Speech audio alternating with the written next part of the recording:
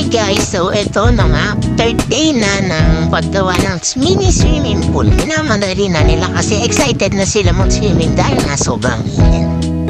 Ayan, gumagawa na siya ng butas para dyan i-drain yung tubig na mabalag na.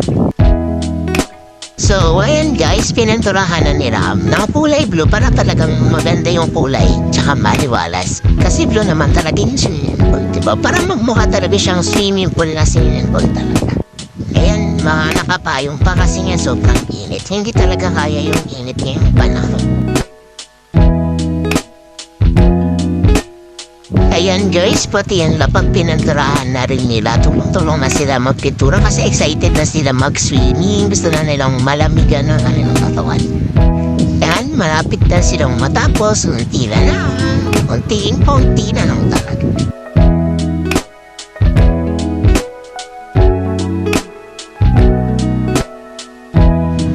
Ayan, inabot sila ng tanghali kaya nagsikainan ng namaming lahat. Yan o, sarap ng kain nila. Ayan, dahil medyo patapos na yung pagpipintura, linis-linis na ng konti.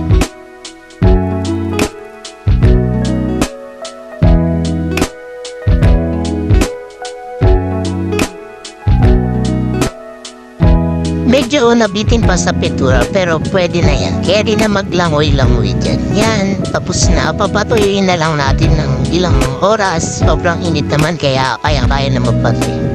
Ayan, medyo tuyo na siya kaya winawalis-walis na. At para makaligo na rin. At dahil nga sobrang init at wala po kami nabibiling net, ayun, ikakabit po na namin yung net na nandun sa bomba namin para lang hindi mainitan.